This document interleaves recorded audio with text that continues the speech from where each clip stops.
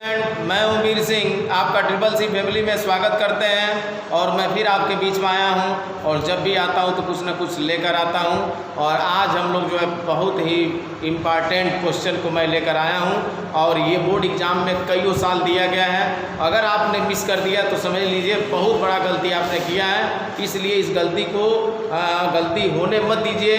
शुरू से लास्ट तक इस वीडियो को देखिएगा। आपको अगर आनंद ना आ जाएगा तो कहिएगा, ठीक है। तो अगर अभी तक आपने चैनल को सब्सक्राइब नहीं किया है तो चैनल को सब्सक्राइब कर लीजिएगा, बेल आइकन भी दबा दीजिएगा, साथ ही साथ अधिक से अधिक लाइक और शेयर और कमेंट्स करिएगा, ठीक है। तो आइए बात करते हैं विद्युत में। एक सवाल मैं लेकर आया हूँ, वेरी इंपॉर्टेंट है, इसको हम लोग समझने का प्रयास करते हैं। देखिए मैं लिखा हूँ, ये संलग्न क्वेश्चन है।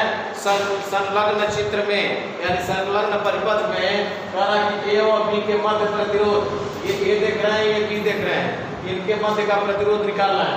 दूसरा क्वेश्चन, परिपथ में प्रवाहित धारा यानी कि परिपथ में पूरे परिपथ में कितनी धारा बह रही है, धारा को आई से लिखते हैं।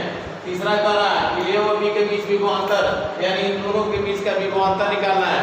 चौथा क्वेश्चन, 3 ओम के प्रतिरोध के सिरों के बीच विभवांतर, 3 ओम का प्रतिरोध आपका नीचे है, इसके सिरों के बीच विभवांतर निकालना है। सबसे पहले हम निकालेंगे प्रतिरोध, तुल्य प्रतिरोध निकालने का प्रयास करेंगे, वो भी किसके बीच में, ए और बी के बीच में।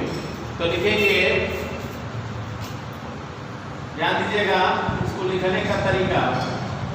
ऊपर के देखिए सीरीज में, ऊपर के जो सीरीज देख रहे हैं, ऊपर की शाखा में 4 ओम और 2 ओम किस क्रम में है, श्रेणी क्रम में। क्यों श्रेणी क्रम में है, देखिए एक तार यह है, एक तार यह है।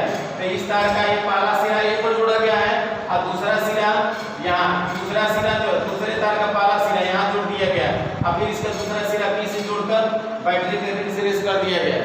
तो ऊपर के सीरीज में ये जो दोनों प्रतिरोध देख रहे हैं, ये श्रेणी क्रम में। श्रेणी क्रम में क्या होता है, एक तार से दूसरे तार को जोड़ते हैं।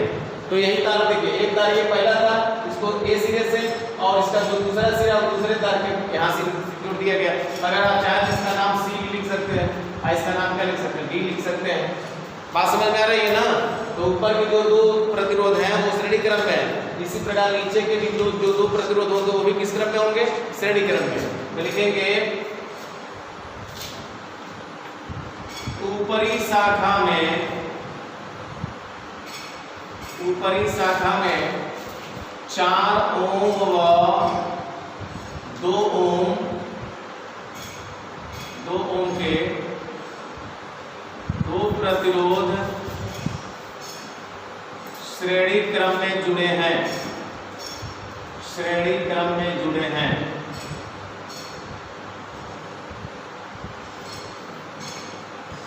श्रेणी क्रम में जुड़े हैं, ठीक है। माना इनका तुल्य प्रतिरोध,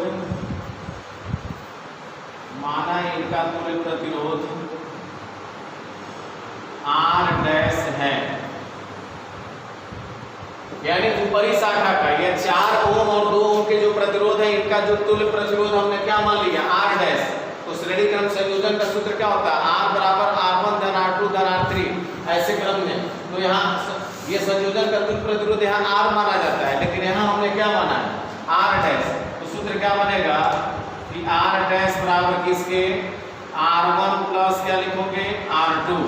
दो ही है ना ऊपर, इसको हम R1 मान लेते हैं, इसको क्या मान लेते हैं, इसको R1 बाबू मान लीजिएगा, इसको R1 बराबर लिख दे रहे हैं, इसको R2 बराबर लिख दीजिएगा, इसको R3 मान लीजिएगा, इसको R4 मान लीजिएगा, इसको क्या मान लेते हैं, R5 मान लेते हैं। यानी पांचों प्रतिरोध के का नामकरण हमने कर दिया।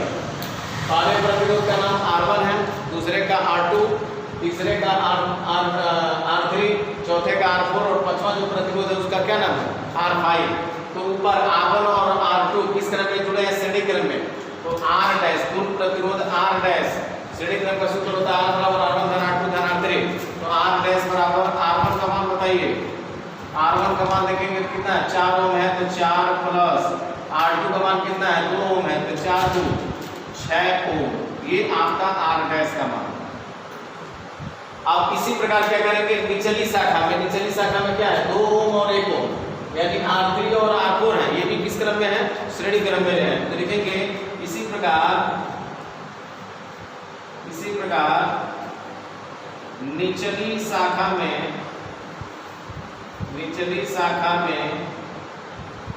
R3 व R4 ऐसे लिख दे रहे हैं, R3 व R4 श्रेणी क्रम में जुड़े हैं, माना इनका तुल्य प्रतिरोध, यहाँ R डबल डैश मान लेते हैं, माना इनका तुल्य प्रतिरोध क्या है, R डबल डैश है। तब जैसे ऊपर सूत्र लगा R डैश बराबर R1 धन R2, इसी तरह से R डबल डैश बराबर R डबल डैश किसके योग के बराबर होगा, R3 प्लस R4 के, या लिखेंगे R3 प्लस R4, और R3 का मान आप देख सकते हैं 2 है और R4 का मान 1 है, इस तरह से कितना आ गया, 3 ओम आ गया। यानी ऊपर शाखा में कितना आया तुल्य प्रतिरोध 6 ओम, जबकि निचली शाखा में कितना आया है 3 ओम। अब ध्यान दीजिएगा जो चित्र है उसका आकार कुछ ऐसे बनेगा, देखिएगा ऐसे,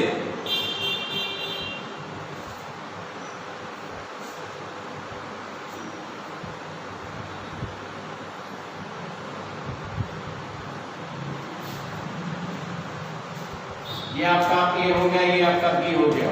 अब ध्यान दीजिएगा यहाँ, अब ये जो ऊपर देख रहे हैं ये R डैश का मान है, ये R डैश है, और R डैश का मान आप कितना निकाले हैं 6 ओम, और यहाँ क्या है R डबल डैश का मान कितना आया है 3 ओम,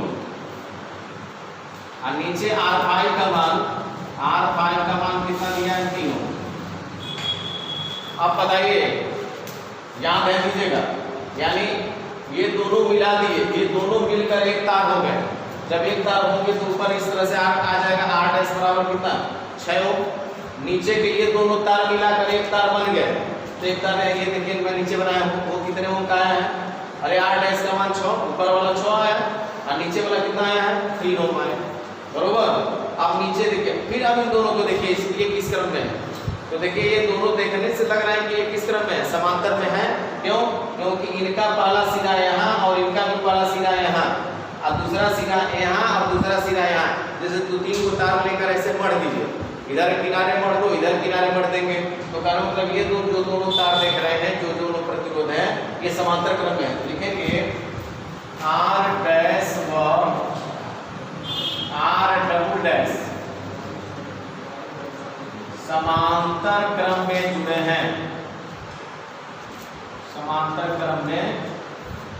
हैं,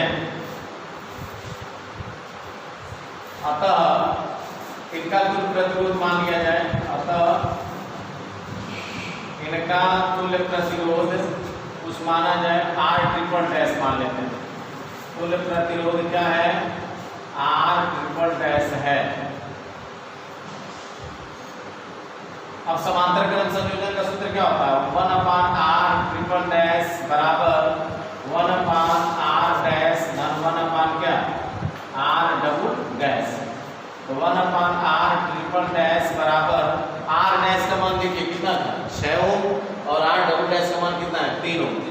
1/6 प्लस 1/ कितना 3, इन दोनों का लॉसा ले लेंगे, 1/R ट्रिपल डैश बराबर इन दोनों का लॉसा 6 होगा, 6 से 6 कट जाएगा, 1 होगा प्लस 3 दूनी 6, तो 2 और 1 मिल के 3, 3 कितना हो गया 6, और 3 से काट दीजिए कितना आ गया 1/2। यानी हम देख सकते हैं कि 1/R ट्रिपल डैश बराबर किसके 1/2 के। व्युत्क्रम कर दीजिए, व्युत्क्रम करेंगे R ट्रिपल डैश बराबर किसके आ गया 2 ओम। ये जो आया 2 ओम, यह किसके बीच का प्रतिरोध है, आप देख सकते हैं।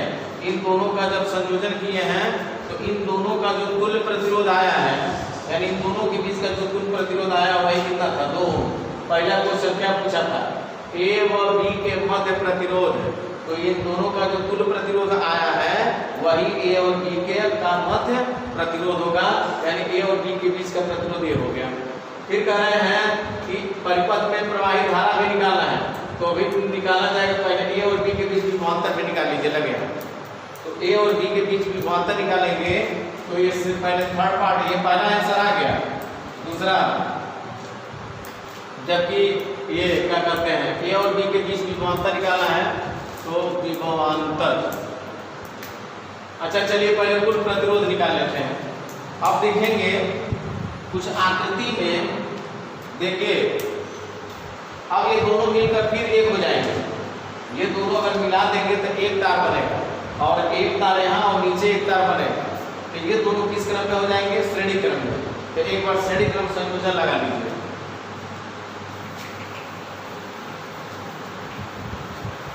देख लेते हैं श्रेणी क्रम संयोजन और यहाँ देखिए 10 वोल्ट विभवांतर दिया गया है। आइए लिखेंगे कुल प्रतिरोध या कुल प्रतिरोध निकाल लीजिए या कुल प्रतिरोध निकाल लीजिए। कुल प्रतिरोध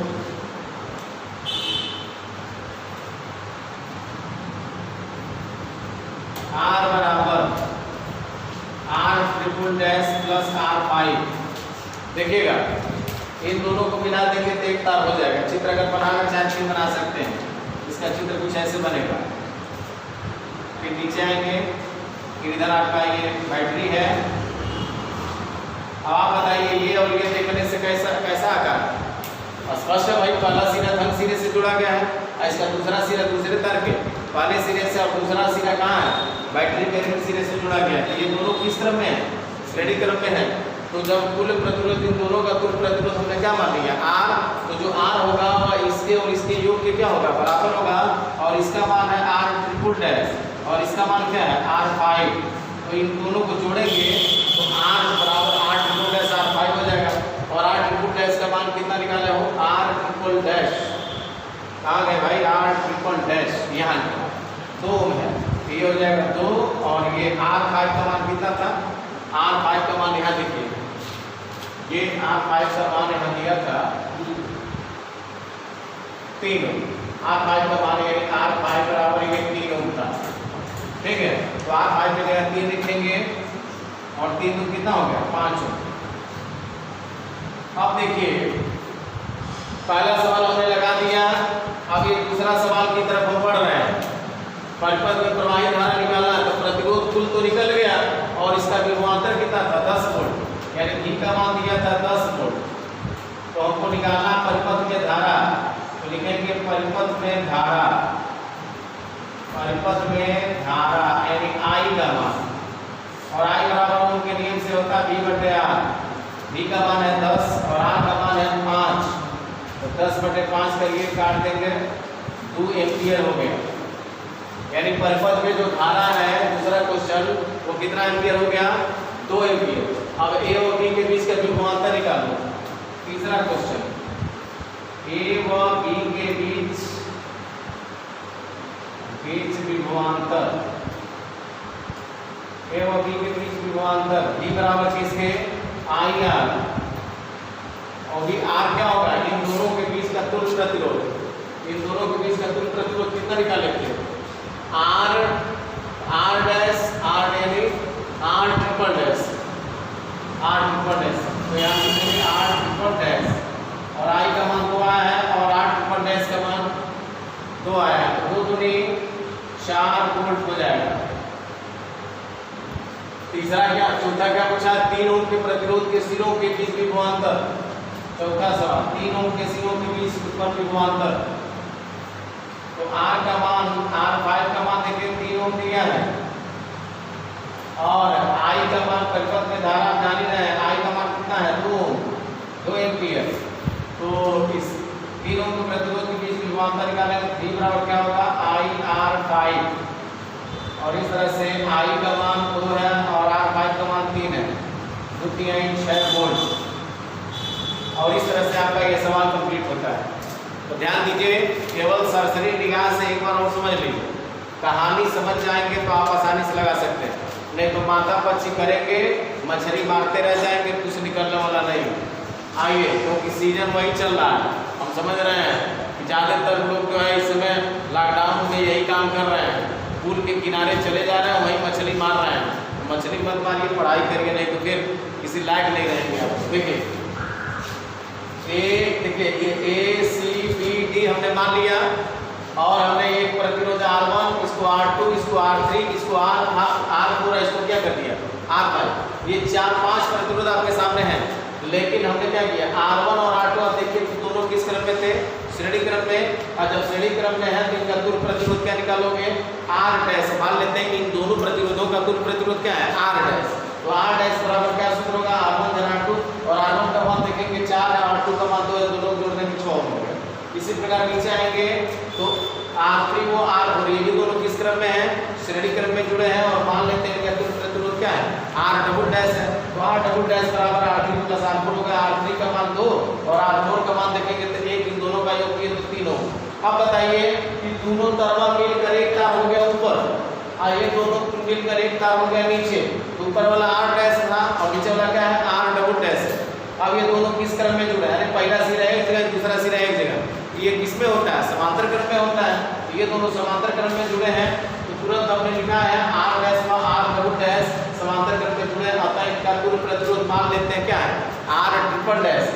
तो सूत्र होता है समांतर क्रम का सूत्र होता है 1/R बराबर 1/R1 धन 1/R2, लेकिन इनका कुल प्रतिरोध R ट्रिपल डैश वाले हो तो 1/R ट्रिपल डैश बराबर 1/R dash plus 1/R double dash. और R डैश का मान कितना था, R डैश का मान देखेंगे 6 था, और R triple dash R double dash का मान कितना था 3 था।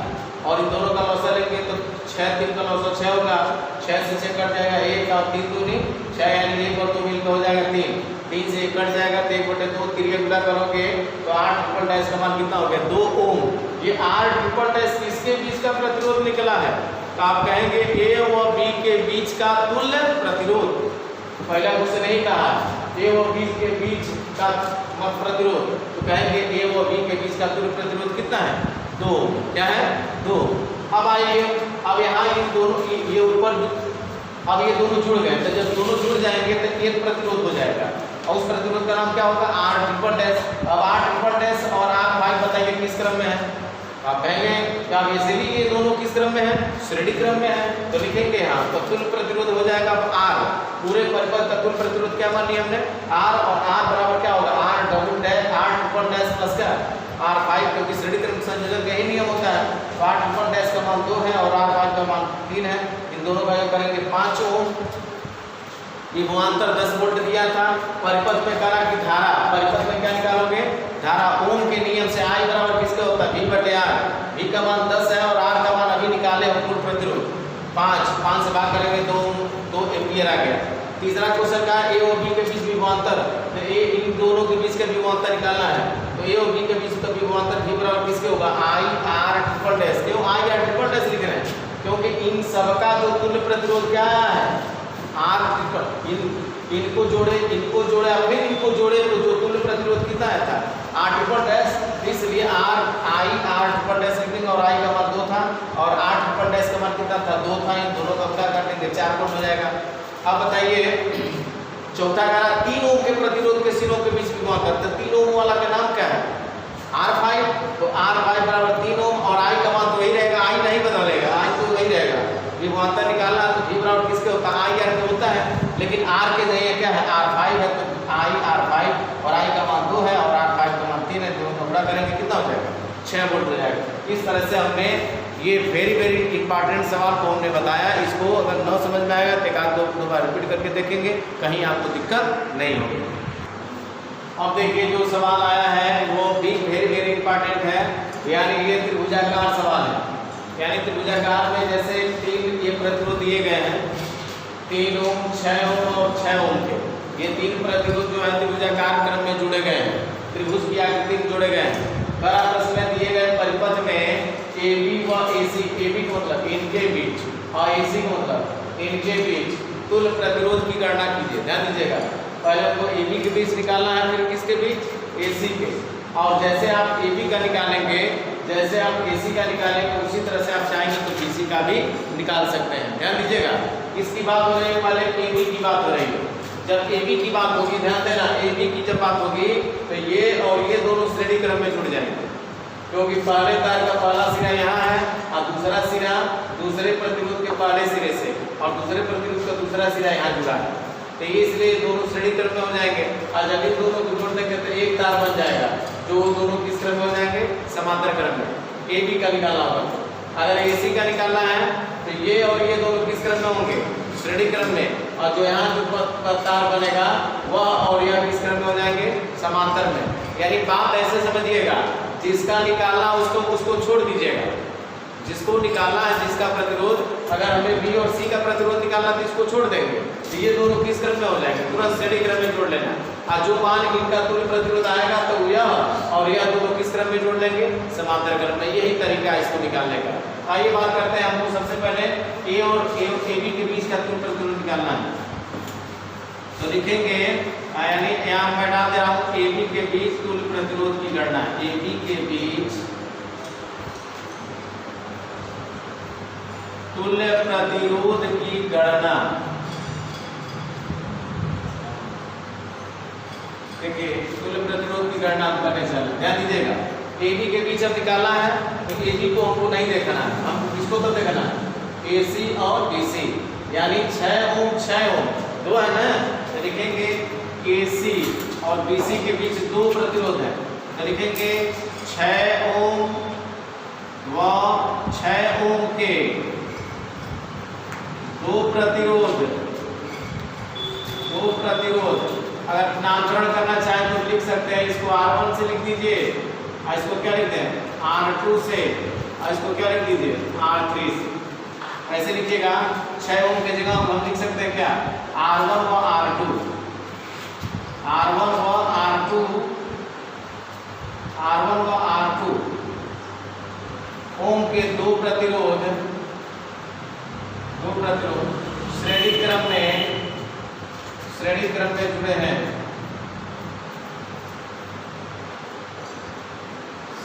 में जुड़े हैं, ध्यान दीजिएगा। हमने मान लिया कि R1 व R2 ये दोनों R1 और R2 ओम के दो प्रतिरोध किस क्रम में है, श्रेणी क्रम में। और इसलिए श्रेणी क्रम संयोजन से, तो श्रेणी क्रम संयोजन से लिखेंगे, श्रेणी क्रम संयोजन क्या होता है, आप कहेंगे R डैश मान लेते हैं, R डैश बराबर किसके होता है, R1 प्लस R2, यानी श्रेणी में क्या करते हैं, सब एक लहंगे से जोड़ देते हैं, R1 धन R2 धन R3 धन R4 ऐसे। तो R डैश का मान कितना आ गया, R1 का मान देख सकते हैं 6 है, ये भी 6 है, तो 6 मिलके 12 ओम हो जाएगा। अब चाहेंगे इसकी आकृति अगर आप देखना चाहें तो कुछ आकार ऐसे बन जाएगा, ये दोनों जुड़े हो ना, तो यहाँ ए बी तो है ही है यहाँ आपका, यानी आपका ए बी ऐसे लिख दे रहे हैं, ये आपका ए है, ये बी है, और इनको और इनको मिलाकर जुड़े हो ना, तो इस तरह से होगा। देखिएगा, अब ये वाला R3 था, ये R3 का मान कितना था, 3 ओम, और ये दोनों जोड़ दिए हो तो क्या निकला है R डैश, और R डैश का मान कितना आ गया, R डैश का मान कितना आ गया 12 ओम। अब आप एकदम देख सकते हैं कि दोनों किस क्रम में जुड़े। देखिएगा, पहले प्रतिरोध का पहला सिरा यहाँ, दूसरे प्रतिरोध का पहला सिरा यहाँ, दूसरा सिरा यहाँ, दूसरे प्रतिरोध दूसरा सिरा भी यहाँ, इसका मतलब दोनों किस क्रम में, समांतर क्रम में। तो लिखेंगे R3 व R डैश, अब लिखेंगे R3 व R डैश, समांतर क्रम में जुड़े हैं, किस क्रम में है, समांतर क्रम में जुड़े हैं, तो समांतर क्रम संयोजन से, इसलिए हो जाएगा तुल्य प्रतिरोध 1/R बराबर 1/R3 प्लस 1 क्या होगा R डैश, 1/R बराबर R3 का मान देखिए, R3 का मान कितना था 3, और R डैश का मान कितना था 12, 1/3 प्लस 1/12, इन दोनों का लॉसर ले लेंगे, 12 हो जाएगा, 3 चौको 12 अर्थात 1 अर्थात 5 कितना होगा 12, क्रिया पूरा करिएगा, या लिख सकते हैं व्युत्क्रम करने पर R बराबर हो जाएगा 12/5 ओम। कितना गया, R बराबर कितना गया 12/5 ओम। हमने अभी AB का निकाला है, इसी प्रकार हमको किसका निकालना है, AC का। तो जिसका निकालना होता है उसको छोड़ दीजिए, इसको एकदम साइलेंट कर दीजिए, इसका मतलब ये दोनों किस क्रम में हो जाएंगे, श्रेणी क्रम में, सेम ऐसे ही चलेंगे। अब हमको AC का निकालना है तो AC को छोड़ दीजिए अभी, ये दोनों किस क्रम में हो जाएंगे? श्रेणी में, जैसे आपने किया है इधर। और श्रेणी क्रम संयोजन से फिर इन दोनों को मिलाकर एक बन जाएगा इस तरह से, तो यहाँ एक बनेगा, तो ये और ये दोनों किस क्रम में हो जाएंगे? समांतर क्रम में। तो जैसे आपने पहला निकाला उसी तरह से आपको दूसरा निकालना है। बात समझ में आ रही है? और इसी तरह से जैसे AC का निकाल सकते हो, इसी तरह से आप BC का भी निकालेंगे। और BC का कैसे निकलेगा? ये दोनों श्रेणी में लिख लेना, और ये फिर जो आएगा मान ये और ये किस क्रम में हो जाएंगे? समांतर में। तो आइए AC का भी मैं निकाल दे रहा हूँ। AC के प्रतिरोध, AC के बीच प्रतिरोध की गणना, प्रतिरोध की गणना, प्रतिरोध की गणना AC के लिए देखना है। हमको AC को नहीं देखना है, हमको इसको और इसको देखना है। कहेंगे R2 व R3 किस क्रम में है? श्रेणी क्रम में। लिखेंगे R2 व R3 श्रेणी क्रम में है, श्रेणी क्रम में है। मान लेते हैं इनका कुल प्रतिरोध क्या है? R मान लेते हैं, और R2 प्लस का लिखेंगे R3। R2 का मान कितना है? 3, और इसका कितना है? 6। 3 10 6 मिलकर कितना हो गया? 9। क्लियर? ये दोनों श्रेणी में हो गए, क्योंकि हमको इसके बीच का निकालना है। ये दोनों जोड़ दिए श्रेणी में। अब ये दोनों जुड़कर फिर एक प्रतिरोध बनाएंगे। इसकी आकृति कैसे होगी? ये A था, ये C था, और इन दोनों को मिला दिया गया है, तो कुछ ऐसे आकृति बनेगी। फिर ऐसे मिला दीजिएगा, और इन दोनों को मिलाकर हमने क्या प्राप्त किया है? RW डैश, और RW डैश का मान कितना है? 9, और R1 का मान कितना था? 6। अब तो इतना आप कर ही सकते हैं। ये दोनों किस क्रम में जुड़ गए? ये दोनों किस क्रम में जुड़ेंगे? ऐसे लिख लीजिएगा, फिर ऐसे कर दीजिएगा, और ऐसे मिला दीजिएगा, और ये हो जाएगा आपका A, और ये हो जाएगा C।